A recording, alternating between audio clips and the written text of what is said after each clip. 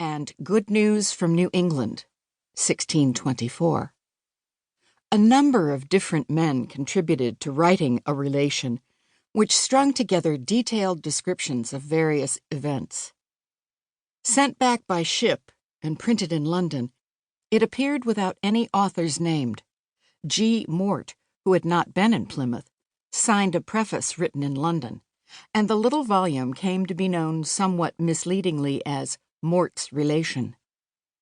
The 27-year-old Edward Winslow, who probably also contributed to a relation, penned and signed Good News.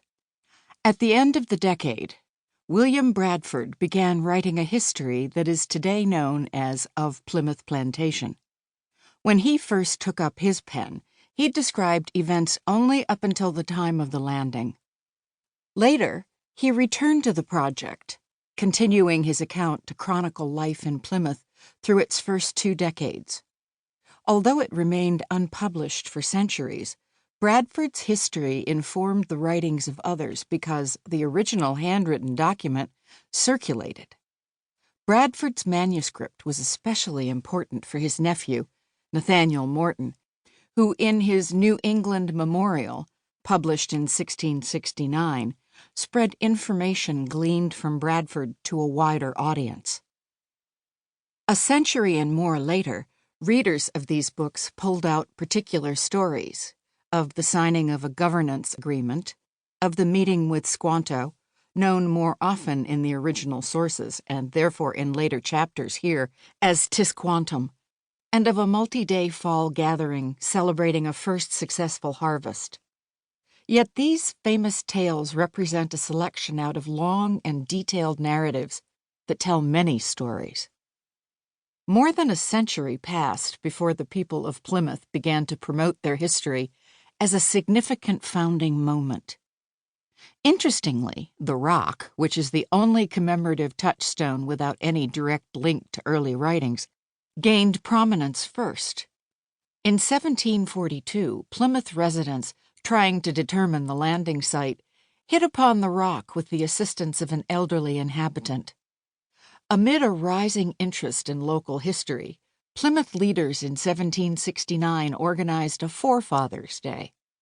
In addition to recreating the landing, the celebration included speeches, each of them extolling the importance of Plymouth. Over the decades that followed, these speeches, which were often published, contributed to the belief in Plymouth's significance.